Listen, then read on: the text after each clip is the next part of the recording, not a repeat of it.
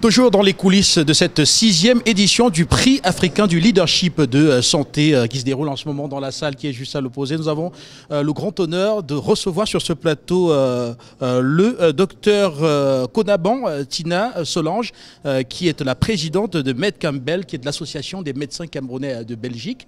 Ce n'est pas la première fois que vous passez sur les antennes de la télévision panafricaine et également dans Diaspo Connect Africa.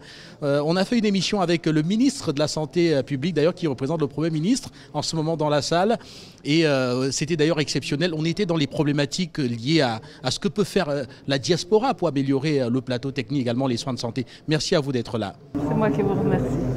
Alors, vous arrivez aujourd'hui alors que vous sortez d'un événement assez important en Italie. Les diasporas médicales camerounaises, disons-le comme ça, les différentes associations de médecins camerounais de la diaspora voudraient former une fédération pour mieux impacter, pour mieux aider le système de santé du pays, également leurs compatriotes de leur pays d'origine. Et vous étiez en Italie où vous avez trouvé donc finalement une charte qui va vous permettre d'aboutir à cette fédération-là. Alors pourquoi fédérer quand les uns et les autres ont l'habitude d'être actifs sur le terrain, chacun à son compte ? Je vous remercie pour cette question. La Charte de Rome est une fédération qui est en devenir. Nous projetons avec toutes les associations de la diaspora médicale du Cameroun de pouvoir parler d'une même voix de manière à être beaucoup plus audible. L'union fait la force, dit-on, dans notre pays d'adoption, la Belgique. Nous croyons que c'est également une des devises préférées des Camerounais. Et nous pensons que lorsque nous serons dans la synergie de cette fédération, nous allons être plus efficaces. Nous allons pouvoir déculper notre force d'action, notre force de travail. Nous allons avoir une efficacité non seulement au niveau technique, au niveau local, au niveau international. Nous projetons également avoir la possibilité d'étendre les prérogatives de notre diaspora au niveau général. De quoi est-ce que je veux parler?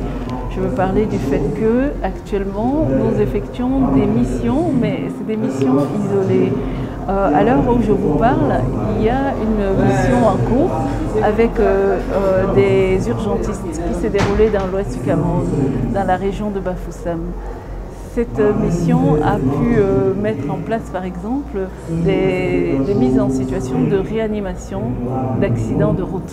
Une situation très fréquente et très péjorante dans notre pays.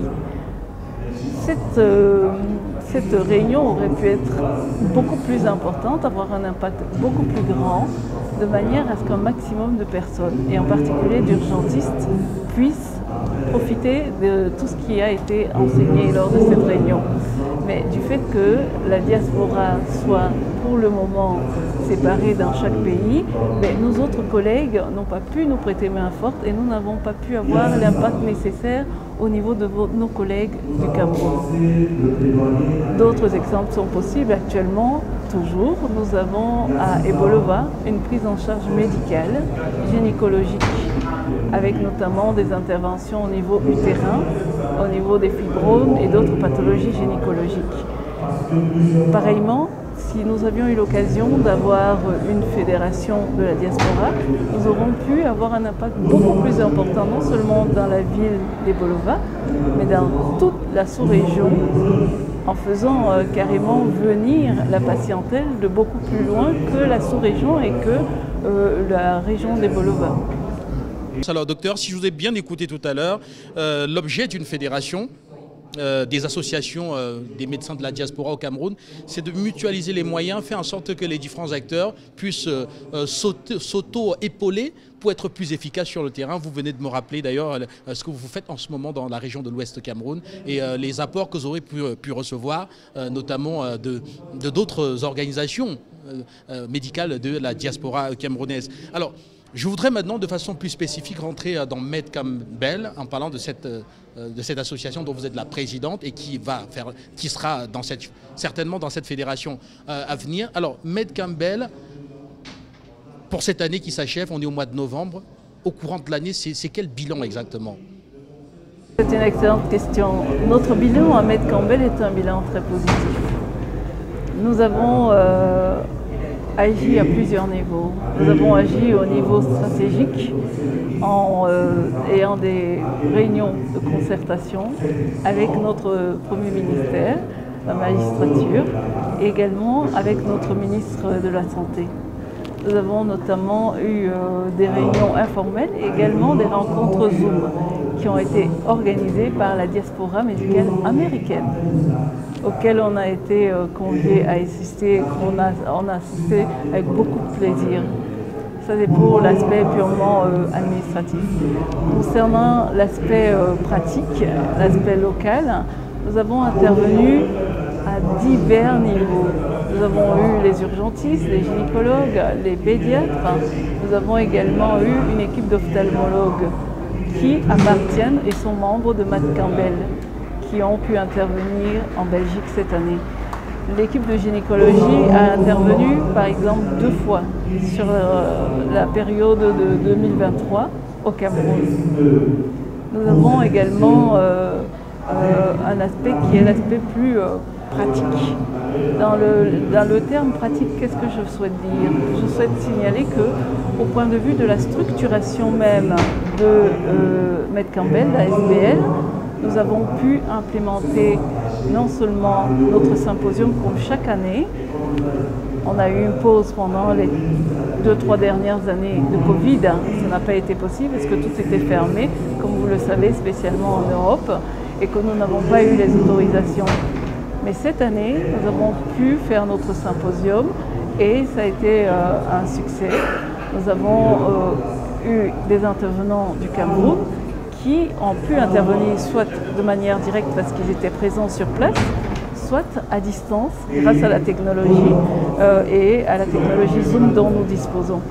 Nous avons également eu des intervenants locaux de très très grande qualité. Je vais citer l'un des chefs de service de l'hôpital Erasme à Bruxelles, qui est l'un des grands hôpitaux, non seulement d'Europe, mais également du monde, qui nous a fait l'honneur de participer à notre symposium. Le symposium s'est clôturé par une soirée de gala qui a été le point culminant de toute cette journée un peu folle et certainement très active au point de vue scientifique et au point de vue purement administratif. Voilà. Merci à vous, docteur. On espère qu'on aura les images, quelques images effectivement de cette belle organisation en Italie, de ce grand regroupement donc de la diaspora camerounaise. Alors je voudrais maintenant que nous puissions rentrer dans cette 6e édition du prix africain du leadership de santé. Déjà un mot à l'endroit du groupe EcoSanté qui organise cet événement qui est une référence dans la sous-région Afrique centrale et qui, sur le continent également certainement.